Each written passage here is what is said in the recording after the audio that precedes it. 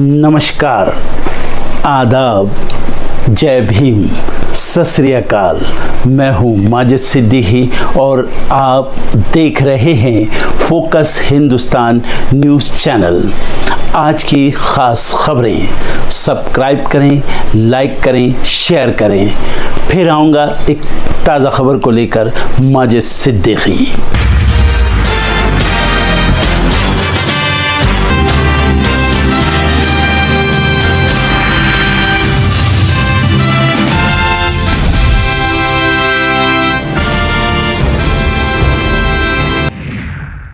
Dubai में आज भारत और पाकिस्तान के बीच होगा एशिया कप क्रिकेट का मुकाबला। मैच को लेकर पहलगाम हमले के पीड़ितों ने उठाए सवाल, पूछा ऑपरेशन सिंदूर पूरा नहीं तो भारत पाक मैच क्यों? लोकतंत्र को खत्म करने की साजिश है one nation one election. Tamil Nadu चुनाव से पहले एक्टर विजय का केंद्र पर बड़ा हमला। वन नेशन वन इलेक्शन के विरोध में अधिकांश सियासी दल। मैं दलाल नहीं, दिमाग से हर महीने 200 करोड़ कमाता हूं। इथेनॉल विवाद को लेकर नितिन गडकरी की सफाई, पहले कहा था उनके खिलाफ हो रही है बड़ी साजिश। नेपाल में हुए विरोध प्रदर्शन का भारत पर भी दिख रहा है असर। नेपाल से सटे उत्तराखंड, बिहार और पश्चिम बंगाल के कई जिलों में व्यापार हुआ ठप, करोड़ों का नुकसान, व्यापारियों में चिंता। मुंबई में कांग्रेस के दफ्तर को छीनने की तैयारी में सरकार, आरबीआई को सौंपी जा रही नरीमन पॉइंट की जमीन। कांग्रेस की चेतावनी, सरकार के फैसले के खिलाफ जाएंगे कोर्ट। मणिपुर के बीजेपी के 10 कुकी विधायकों ने पीएम मोदी से की अलग राज्य बनाने की मांग, कहा पड़ोसी बनकर रह सकते हैं शांति से, एक छत के नीचे रहना मुश्किल। वक्फ संशोधन कानून पर 15 सितंबर को फैसला सुनाएगा सुप्रीम कोर्ट। सीजेआई बीआर गवाई और जस्टिस एजी मसीह की पीठ सुनाएगी फैसला। 22 जून को सुप्रीम कोर्ट मामले में पूरी कर चुका है सुनवाई।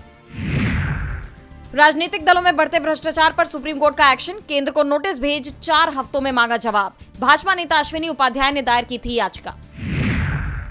1 अक्टूबर से शुरू होगी जनगणना की मॉक ड्रिल, 60 दिन चलेगी प्रक्रिया, पूरे देश का बनेगा स्मार्ट मैप। बरसात के बाद अब कड़ाके की ठंड के लिए रहे तैयार, इस बार पड़ेगी हड्डी गलाने वाली ठंड। लालीना के प्रभाव के चलते इस बार जल्दी आएगी सर्दी, लंबा चलेगा सर्दी का सितम। कतर पर इजरायली हमले को लेकर इस्लामिक देशों की दोहा में बड़ी बैठक। सऊदी, यूएई, तुर्की, पाकिस्तान मिलकर बना सकते हैं इस्लामिक देशों का नेटो, मिलकर इजरायल को जवाब देने की तैयारी। नेपाल के पीएम बनते ही हालात को संभालने में जुटी सुशीला कार्की। जेनजी प्रदर्शन में घायल युवाओं से मिलने पहुंची अस्पताल, प्रदर्शन में हुए नुकसान का भी लिया जायजा। इजरायल ने गजा शहर पर तेज किए हमले, इजरायल के हवाई हमलों में कम से कम 32 लोगों की गई जान। फलस्तीनियों से गजा शहर खाली कराने की तैयारी में नेतन्याहू। न्यूयॉर्क सिटी के मेयर पद के लिए डेमोक्रेट उम्मीदवार जोहरान ममदानी का बड़ा बयान, कहा अगर मेयर बना तो नेतन्याहू नहीं आ पाएंगे न्यूयॉर्क, आए तो गिरफ्तार कर जेल में डाल देंगे। अवैध प्रवासियों को लेकर लंदन में बड़ा प्रदर्शन, 1 लाख से ज्यादा लोग सड़क पर उतरे, पुलिस पर किया हमला, 26 पुलिसकर्मी घायल। लंदन के मेयर सादिक खान बोले होगी सख्त कार्रवाई। सिंधु जल संधि रद्द होने पर बौखलाया पाकिस्तान, संयुक्त राष्ट्र तक पहुंचा, भारत को दी धमकी, पानी नहीं मिला तो नतीजे होंगे गंभीर। रूस यूक्रेन युद्ध से अमेरिका के राष्ट्रपति डोनाल्ड ट्रंप ने झाड़ा पल्ला, बताया बाइडेन जेलेंस्की की जंग रोकना है तो चीन पर यूरोपीय यूनियन लगाए 100% टैरिफ। भारत के खिलाफ 500% टैरिफ की तैयारी, अमेरिकी सीनेटर ग्राहम और सांसद ब्रायन फिट्जपैट्रिक का बयान, तैयार हो चुका है रूस पर प्रतिबंध लगाने वाला बिल, टैरिफ पर ट्रंप को होगी खुली छूट। ट्रंप के 50 से 100% टैरिफ लगाने की अपील पर चीन का पलटवार, चीनी विदेश मंत्री वांग यी बोले टैरिफ से युद्ध की समस्या हो सकती है और जटिल, चीन नहीं लेता युद्ध में हिस्सा। बिल्डर्स को पैसे देने के बावजूद फ्लैट या घर का पोजीशन न मिलने की समस्या पर सुप्रीम कोर्ट ने कड़ा रुख अपनाया, सरकार उठाए कड़े कदम।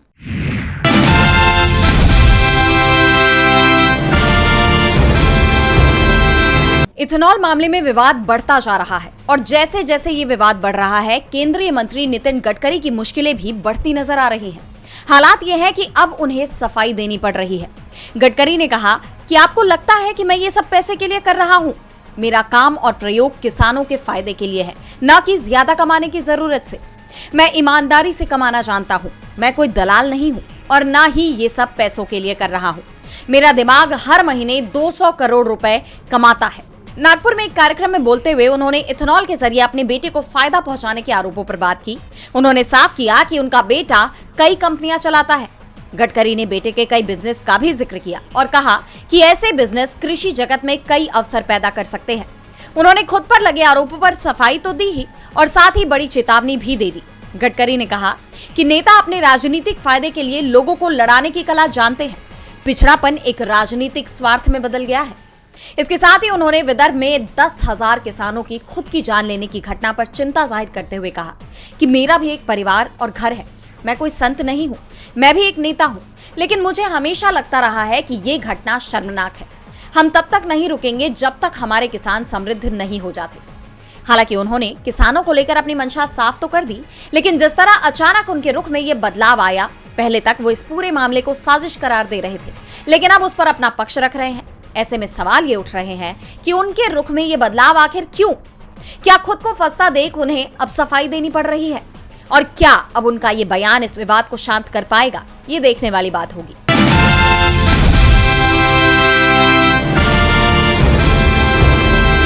चुनाव आयोग ने सुप्रीम कोर्ट में एक हलफनामा दाखिल कर कुछ ऐसा कहा है जिससे देश में एक नई बहस छिड़ गई है। दरअसल चुनाव आयोग ने कहा है कि कोर्ट हमें यह निर्देश नहीं दे सकता कि मतदाता सूची का विशेष गहन पुनरीक्षण कब और कैसे किया जाए। आयोग ने कहा कि देश भर में चरणबद्ध तरीके से एसआईआर कराने का फैसला करना निर्वाचन आयोग का संविधान प्रदत्त विशेषाधिकार है। लिहाजा अदालतें इस तरीके से एसआईआर का निर्देश नहीं दे सकती। अगर अदालत ऐसा निर्देश देती है तो ये निर्वाचन आयोग के संवैधानिक क्षेत्राधिकार में अतिक्रमण के समान होगा। यानी चुनाव आयोग ने कोर्ट को साफ साफ कह दिया है कि ये उनका संवैधानिक अधिकार है और कोर्ट इसमें दखलंदाजी नहीं कर सकता। चुनाव आयोग के इस जवाब से कई सवाल खड़े हो गए हैं। राजनीतिक गलियारों में चुनाव आयोग के इस जवाब को लेकर पूछा जा रहा है कि क्या चुनाव आयोग खुद को संविधान से भी ऊपर समझने लगा है।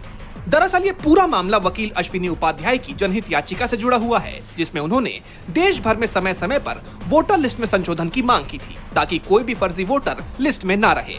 लेकिन चुनाव आयोग ने इस याचिका को सीधे तौर पर खारिज करने की मांग की है और साथ ही ये भी कह दिया है कि इस काम के लिए अदालत उसे आदेश नहीं दे सकती। अब जहां एक तरफ बिहार एसआईआर और वोट चोरी के मुद्दे पर चुनाव आयोग पहले से ही घिरा हुआ है, तो वहीं इस जवाब के बाद साफ हो गया है कि आयोग इस मुद्दे पर अपने अड़ियल रवैये से बाज आता नहीं दिख रहा है।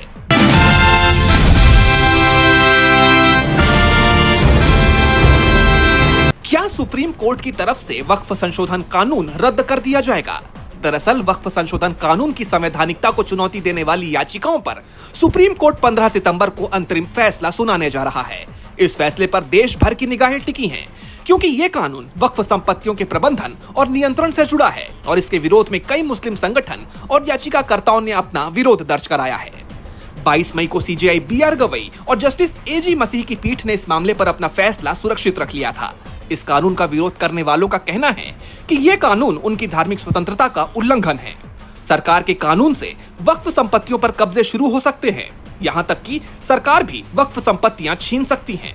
पिछली सुनवाई में याचिकाकर्ताओं ने अदालत से इस कानून के कुछ विवादास्पद प्रावधानों पर रोक लगाने की मांग की थी, जबकि केंद्र सरकार ने इसका बचाव करते हुए कहा था कि ये कानून वक्फ संपत्तियों के बेहतर प्रबंधन के लिए जरूरी है। इस मामले की पिछली सुनवाई में दोनों पक्षों ने अपनी अपनी दलीलें पेश की थी। याचिकाकर्ताओं ने तर्क दिया था कि कानून के प्रावधान जैसे कि वक्फ बोर्डों में सरकार की तरफ से सदस्यों की नियुक्ति और संपत्तियों की सार्वजनिक प्रकृति को परिभाषित करने की शक्ति धार्मिक मामलों में गैर जरूरी हस्तक्षेप है। इस कानून का विरोध करने वालों में राजनीतिक और धार्मिक दोनों ही संगठन शामिल है, जो इसे अल्पसंख्यक अधिकारों पर हमला मानते हैं। ये मामला देश की राजनीति में एक संवेदनशील मुद्दा बना हुआ है। इन सब के बीच अब सबकी निगाहें सोमवार 15 सितंबर को आने वाले अंतरिम फैसले पर टिकी हैं।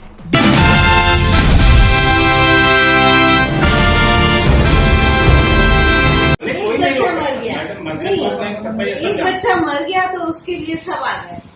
जिंदा हो तो यार लड्डू खाने भी जाओ ना। ये शर्मनाक बयान है गोंडा के सीएमओ रश्मि वर्मा का, जिनके लिए एक बच्चे की जान की कीमत कुछ भी नहीं है, जिन्होंने न केवल ये बेहुदा बयान दिया बल्कि अपने बयान के बाद ये मुस्कुराती नजर आई।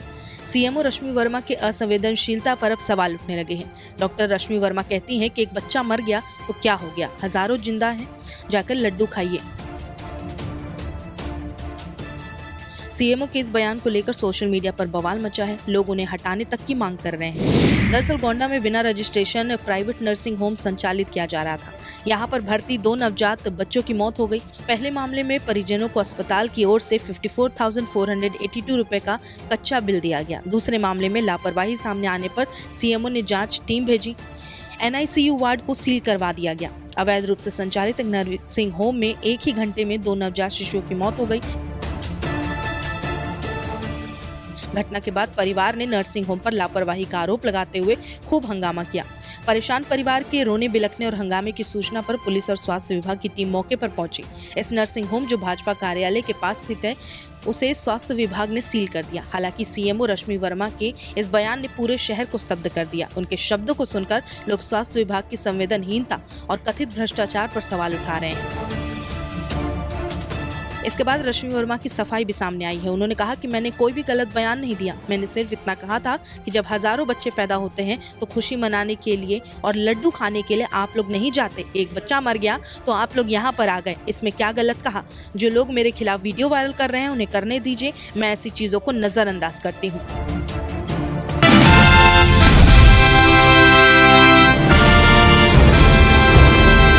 पीएम मोदी के मणिपुर दौरे को लेकर चर्चाएं गर्म हैं। राज्य की जनता में आक्रोश देखा गया, लोगों ने पीएम का विरोध किया, मोदी गो बैक के नारे लगाए गए। इस बीच कुकी विधायकों ने पीएम मोदी से मुलाकात कर अपनी मांगों को उनके सामने रख दिया।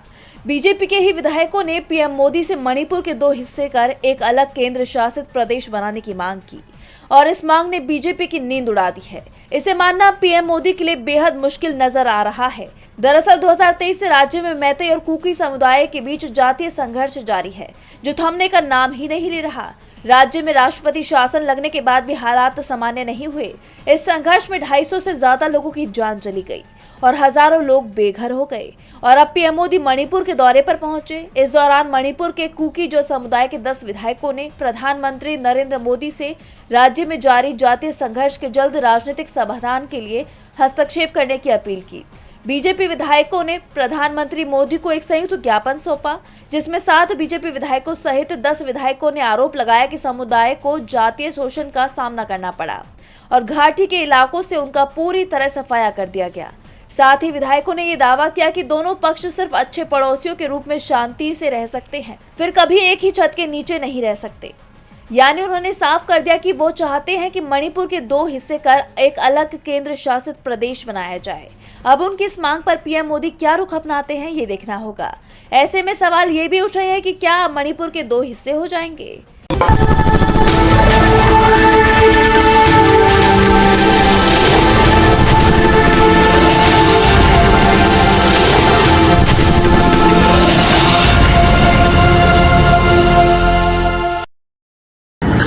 दोस्तों आज मैं आपको बताने वाला हूं कि अगर आपकी बॉडी में मैग्नीशियम की डेफिशिएंसी हो जाए तो आपको क्या क्या प्रॉब्लम हो सकती है। सबसे पहले इंसोमेनिया, नींद ना आना, स्लीपिंग डिसऑर्डर, इंसान सारी रात करवटें बदलता है, नींद नहीं आती, स्ट्रेस लेवल, एंजाइटी बढ़ जाती है इससे, क्योंकि कोर्टिसोल हार्मोन को रोकने में मदद करता है। और अगर आपकी बॉडी में मैग्नीशियम नहीं है तो कोर्टिसोल बढ़ जाता है, जिसकी वजह से स्ट्रेस और एंजाइटी हो जाती है। मूड स्विंग्स, इंसान को पता नहीं चलता उसके मूड स्विंग्स होते हैं, थोड़ी थोड़ी देर में गुस्सा आना, थोड़ी थोड़ी देर में चिड़चिड़ापन होना, क्योंकि ये सेरोटोनिन हार्मोन को बढ़ने में मदद करता है। अगर आपकी बॉडी में less magnesium is equal to less serotonin, और सेरोटोनिन हैप्पीनेस का हार्मोन है। अलावा इसके ये फटीग को भी कम करता था। अगर आपकी बॉडी में मिनरल डेफिशिएट है, अगर आपकी बॉडी में मैग्नीशियम नहीं है तो आपको थकावट बहुत जल्दी फील होगी, जरा सा काम करते ही आपकी बॉडी थक जाएगी। पुअर डाइजेस्टिव सिस्टम, ये डाइजेस्टिव सिस्टम को भी मैनेज करने में बड़ा शानदार रोल प्ले करता है, और अगर इसकी डेफिशिएंसी है तो कॉन्स्टिपेशन, डायरिया जैसी प्रॉब्लम हो जाती है। माइग्रेन बहुत खतरनाक प्रॉब्लम है। माइग्रेन अगर डेफिशिएट है आपकी बॉडी मैग्नीशियम से तो आपको माइग्रेन की प्रॉब्लम भी हो सकती है। ब्लड प्रेशर, अगर आपकी बॉडी में मैग्नीशियम कम है तो आपको ब्लड प्रेशर की प्रॉब्लम हो सकती है। इरेगुलर हार्ट बीट, ये हार्ट बीट का बढ़ जाना, कम हो जाना, बढ़ जाना, कम हो जाना, मैग्नीशियम डेफिशिएट होने की निशानी है।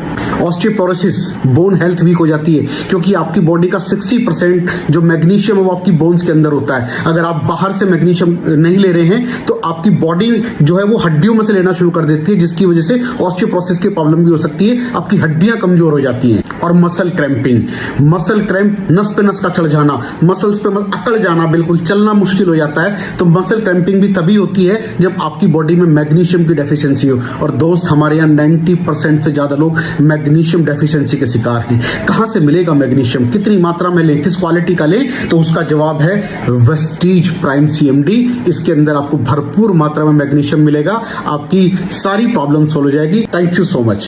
दर्शकों, देख लिया आपने हमारे वीडियो को। हमें खुशी होगी कि आपने हमारे न्यूज़ को लाइक किया और दूसरों को शेयर किया। अगर अभी तक हमारे चैनल फोकस हिंदुस्तान को सब्सक्राइब नहीं किया है तो तुरंत सब्सक्राइब करें, कमेंट करें और बेल आइकॉन को प्रेस करें। हम हाजिर हैं खबर के लिए।